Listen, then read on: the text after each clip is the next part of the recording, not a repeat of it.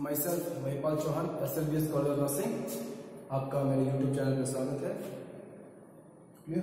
Last class में अपने discuss किया था कॉन्ट्रासेप्टिव मेथड्स, टेम्परेरी और परमानेंट, और टेम्परेरी के अंदर अपने लास्ट क्लास में डिस्कस किया था बेरियर मेथड्स। आज अपन डिस्कस करते हैं इंट्रा यूट्राइन डिवाइस, और इस नाम से मालूम पड़ रहा है इंट्रा यूट्राइन डिवाइस का मतलब इनसाइड यूट्रस और डिवाइस, मतलब कि यूट्रस के अंदर इस डिवाइस को इम्प्लांट किया जाता है। इसकी हिस्ट्री पर पढ़ते हैं तो 1959 के अंदर रिसर्च हुई थी आईयूडीज के बारे में। 1962 के अंदर जैक लिप्स ने लिपस लूप इंट्रोड्यूस किया था। 1970s के अंदर आईयूडी विद कॉपर लॉन्च हुआ था। 1990s के अंदर नेशनल फैमिली वेलफेयर प्रोग्राम में आईयूडी को यूज किया था। उसके बाद वो और मॉडिफाइड हुए हैं। इसके अंदर हार्मोनल आईयूडीज भी इंट्रोड्यूस हुई है, जिसके अंदर प्रोजेस्टेरोन हार्मोन यूज किया जाता है। क्लियर? तो आईयूडी क्या होती है? आईयूडी वो चीज होती है प्लास्टिक की बनी होती है, फ्लेक्सिबल है, प्लास्टिक की बनी होती है, फ्लेक्सिबल है, नॉन इजेटेबल है और इजीली रिमूवेबल भी है। और इसके अंदर एक थ्रेड होता है जो लोअर एंड के ऊपर होता है, नायलॉन का बना होता है, नॉन इरिटेटिंग है। और जब भी अगर इसको आईयूडी को रिमूव करना होता है तो हम उसको क्या करते हैं, पुल करके उसको रिमूव कर सकते हैं। अब आगे अपन बात करते हैं आईयूडी के टाइप्स कितने होते हैं। तो मेनली अगर आईयूडी की बात करते हैं तो मेनली ये 3 टाइप्स के होते हैं। एक होता है आपका फर्स्ट जनरेशन, एक होता है आपका सेकंड जनरेशन, एक होता है आपका थर्ड जनरेशन। जो ये है नॉन मेडिकेटेड, ये है मेडिकेटेड,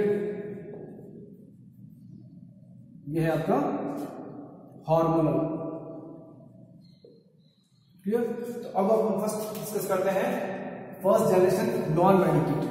तो फर्स्ट जनरेशन नॉन मेडिकेटेड है, इसके अंदर आता है आपका लिपस लूप। क्या होता है?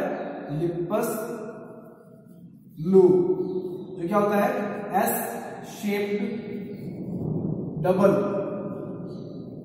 क्या होता है? डबल एस शेप होता है।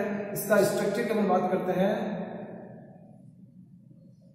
इस तरीके से इसका स्ट्रक्चर होता है। यहां पे क्या होता है आपका थ्रेड लगा होता है नायलॉन का। क्लियर? और इसकी साइज ए बी सी और डी। ए होती है स्मॉल और डी होती है लार्जेस्ट। इंडिया के अंदर 2 साइज अवेलेबल है। फर्स्ट है 27.5 mm, एक है 30 mm। क्लियर? तो ये इसकी साइज हो गई। और आगे हम बात करते हैं कि because of the expulsion rate high और साइड इफेक्ट की वजह से इसको वाइडली यूज नहीं किया जाता है, और इसकी जगह हम अपन यूज करते हैं कॉपर टी सेकेंड जनरेशन। कौन सी यूज कर रहे हैं अपन? Second generation. इसमें क्या बोलते हैं? मेडिकेटेड। क्या बोलते हैं? Medicated IUDs. तो इसके अंदर हम बात करते हैं, इसके अंदर होता है 1970s के अंदर आईयूडी को इंट्रोड्यूस किया गया था, और इसके अंदर यूज किया जाता है कॉपर, एक मेटल होता है। क्या होता है? कॉपर मेटल होता है। वो क्या होता है? Anti fertility effect. क्या होता है? एंटी फर्टिलिटी इफेक्ट होता है। मीन्स ये क्या करता है? फर्टिलिटी को रोकने का काम करता है, मीन्स फर्टिलाइजेशन को स्टॉप करता है। क्या करता है? फर्टिलाइजेशन को स्टॉप करता है। ये क्या करता है? It will kill the sperm, kills the sperm, और उसकी मोर्टेलिटी, मोटाइल जो कंडीशन होती है उसको किल कर देता है, उसकी मोर्टेलिटी को रोक देता है, जिसकी वजह से क्या होता है कि ये सर्विक्स तक नहीं पहुंचता है। क्लियर? इसके बहुत से टाइप्स होते हैं। एक होता है कॉपर टी, एक होता है कॉपर टी 200, एक होता है कॉपर टी 380 kg, मल्टीलोडेड ठीक है। नोवाटी बहुत सी क्या है प्रॉपर्टीज, जैसे जैसे इनकी आवश्यकता होती गई वैसे वैसे नए प्रॉपर्टीज इंट्रोड्यूस होते गए। फर्स्ट हम बात करते हैं जो नॉर्मल प्रॉपर्टी है उसकी लाइफ एक्सपेक्टेंसी होती है 2 इयर्स। कितनी होती है? 2 इयर्स तक ये इफेक्ट करती है। जो कॉपर टी 200 है it is for the 3 to 5 years, और जो कॉपर टी 380 Ag है it is long lasting for the 10 years. 10 years तक क्या होता है इसका इफेक्ट होता है। और इंडिया के अंदर बहुत ही कॉमन रूप से आईओडीज को यूज किया जा रहा है। कॉपर टीज को बहुत चीजें हैं। कॉपर टी से अगर अपन इसकी बात करते हैं इसको कहाँ इंसर्ट किया जाता है तो उसके लिए स्ट्रक्चर देखते हैं कॉपर टी का। जैसे जैसे इनके नाम आते हैं वैसे वैसे इनके साइज और डिजाइन चेंज होती जाती है। कॉमन में बात करते हैं, ये अपन यूट्रस है, ये फैलोपियन ट्यूब है, और यहाँ आके आपको क्या बन जाता है ओवेरीज है। तो मेनली जो, और यहां से क्या है आपके सर्विक्स स्टार्ट होती है। क्लियर? तो जो मेनली जो कॉपर टी इंसर्ट होती है वो यहां इंसर्ट होती है। क्लियर? और यहाँ पे थ्रेड लाइक स्ट्रक्चर यहाँ होता है। ये आपकी क्या है कॉपर टी है। अलग अलग शेप में भी आती है, इस शेप में भी आती है, और 7 के रूप में भी आती है। क्लियर? और सिंगल ऐसे भी आती है। ये अलग अलग साइज है। और जो इनके ऊपर जैसे कॉपर टी 200 है, 380 है, तो ये 380 और जो ये नंबरिंग्स है ये क्या होते हैं? ये होते हैं सरफेस एरिया ऑफ कॉपर। मतलब कि कॉपर का सरफेस एरिया होता है कि कितना कॉपर इसके अंदर यूज किया जाता है। प्लास्टिक की कॉइल, प्लास्टिक होती है उसके ऊपर क्या होता है कॉपर्स की कॉइल्स होती है। और एजी जहां यूज किया जाता है वहां पे क्या होता है सिल्वर यूज किया जाता है। सिल्वर की कॉइल होती है, उसके ऊपर क्या होता है कॉपर का रैपिंग्स होता है, और ये कॉपर्स क्या होते हैं वहां से रिलीज होते जाते हैं यूट्रस के अंदर। क्लियर? और जो ये कॉपर टी है as comparison to Lippes loop less expulsion rate है उसका, और एराइजिंग ऑफ जो साइड इफेक्ट्स हैं वो भी काफी कम है, काफी इफेक्टिव है। नेक्स्ट आता है अपने थर्ड जनरेशन। तो थर्ड जनरेशन क्या होती है? होती है हार्मोनल, मीन्स इसके अंदर हार्मोन यूज किया जाता है। Slow releasing progesterone, slow releasing progesterone hormone use किया जाता है। क्लियर? और इसके अंदर 2 होते हैं, एक होता है प्रोजेस्टेरेट, एक होता है LNG20। तो जो प्रोजेस्टेरेट है, ये होता है नेचुरल हार्मोन। क्लियर? और ये नेचुरल हार्मोन है डेली 65 mcg रिलीज होता है। क्या होता है? डेली 65 mcg हार्मोन रिलीज होता है यूट्रस के अंदर, जिसकी वजह से इसकी जो लाइफ स्पैन होता है वो होता है 1 ईयर। मतलब कि every 1 year we have to remove the progestasert IUD. अब बात करते हैं एलएनजी की बात करते हैं। तो एलएनजी क्या होता है? एक सिंथेटिक हार्मोन है। क्या है? Synthetic hormone. क्लियर? और इसके अंदर जो सिंथेटिक हार्मोन है उससे अपन क्या बोलते हैं? लिवोनाजिस्ट्रेल। क्या बोलते हैं? लिवोनाजिस्ट्रेल 20। तो ये क्या करता है? 20 mcg डेली रिलीज होता है स्लोली यूट्रस के अंदर, और ये इफेक्टिव होता है 3 to 5 इयर्स। मीन्स इसकी लाइफ स्पैन कितनी होती है? 5 इयर्स इसकी लाइफ स्पैन होती है। मीन्स ये एंटी फर्टिलिटी के रूप में काम करता है। तो ये है अपने 3 टाइप की आईयूडीज। अब अपन डिस्कस करते हैं इसके आईयूडी या मैकेनिज्म ऑफ एक्शन, इसके फंक्शंस क्या है, आईयूडी किस तरीके से फंक्शन करती है। मीन्स फंक्शन एक होता है फैगोसाइट के रूप में, फैगोसाइट, क्योंकि जो भी आईयूडीज है ये क्या है?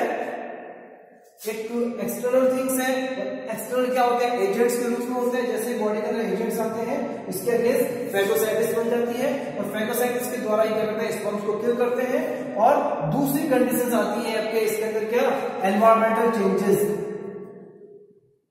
क्या होते हैं, biochemical changes, environmental changes of the inside the uterus है, उसकी वजह से भी क्या होता है, बॉडी के अंदर चेंजेस आएंगे, जिसकी वजह से क्या होगा, आपकी स्पर्म की एक्टिविटी रिड्यूस हो जाएगी। इसमें कॉपर जो होता है, कॉपर क्या करता है, एंटी स्टेरिलिटी इफेक्ट है, तो क्या कर देगा, जो स्पर्म है उसकी मोटिलिटी को रिड्यूस कर देगा।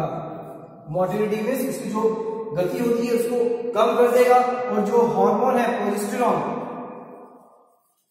जो प्रोजेस्टेरॉन हार्मोन है वो क्या करेगा, प्रोजेस्टेरॉन हार्मोन क्या करता है कि जो इसकी यूट्रस के अंदर की वॉल्स होती हैं, जो ये वॉल्स है यूट्रस की, इन वॉल्स को अनस्टेबल कर देगा इम्प्लांटेशन की एक्टिविटी होती रहेगी, जिसकी वजह से क्या होगा कि आपका स्पर्म मोटाइल नहीं होगा। क्लियर? इस तरीके से क्या होते हैं, ये एक्शंस करते हैं। नेक्स्ट आता है आपके एडवांटेज कि आईयूडी के एडवांटेज क्या है। आईयूडी के फर्स्ट एडवांटेज है आपका simple and safe, simple to insert, safe, one time clinic visit है, वन टाइम क्लिनिक विजिट और इफेक्टिव फॉर मोर देन 97% इसकी इफेक्टिवनेस है। कंटिन्यूएशन वन टाइम है, मतलब एक बार यूज करते हैं तो ये लॉन्ग लास्टिंग चलता है, 3 इयर्स है, 5 इयर्स है, 10 इयर्स है। No interfere in lactation, no interfere in breast feeding, clear. और एक्सपेंशन रेट भी इसकी कम है और it will won't effect the sexual activity also, clear. और जो आईयूडी है कॉपर टी, इसको अपन पोस्ट कॉइटल कॉन्ट्रासेप्शन के रूप में यूज कर सकते हैं, मीन्स इमरजेंसी के रूप में, means 3 to 4 days of unprotected sexual activity, unprotected sex अगर है तो अपन आईयूडीज भी यूज कर सकते हैं। क्लियर? ये था अपने क्या एडवांटेजेस ऑफ आईयूडीज। नेक्स्ट अपन बात करते हैं कि आइडियल कैंडिडेट,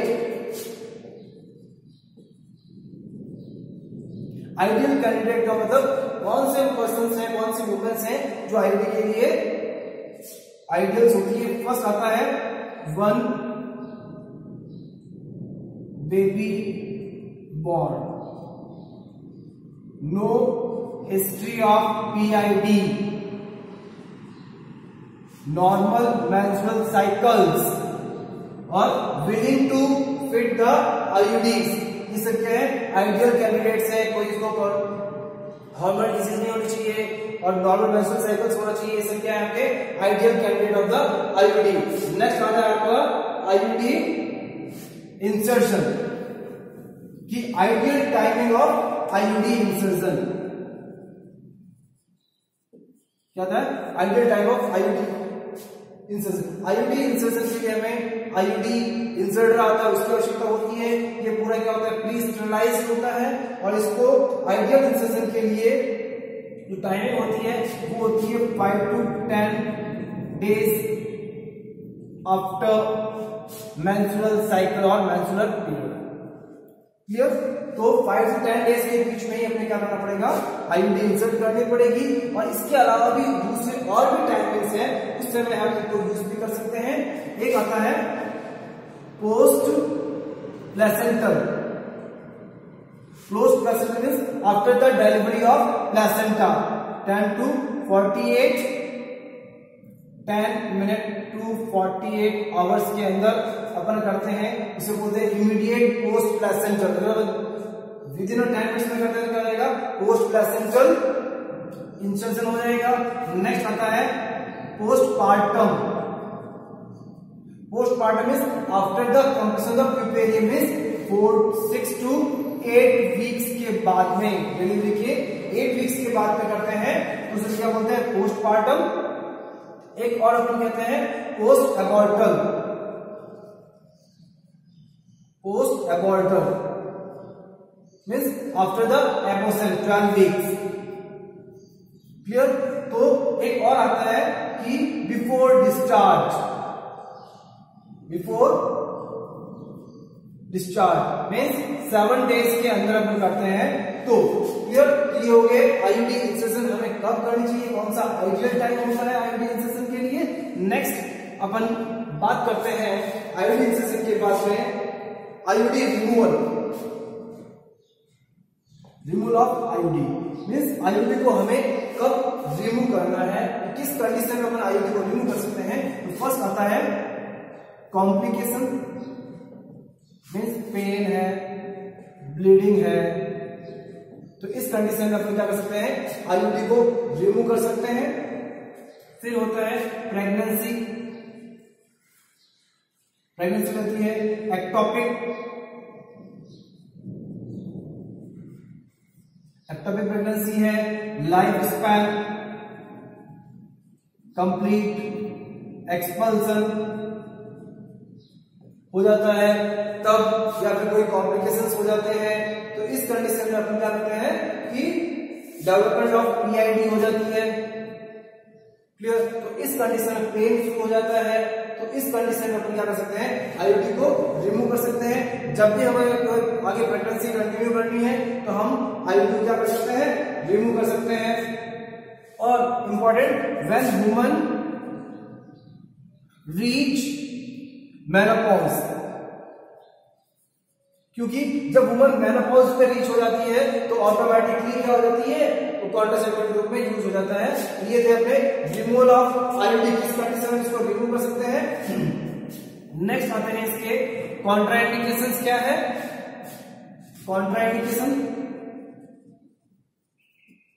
कॉन्ट्राइंडिकेशंस का मतलब होता है कि all those condition in that we should not use the IUD.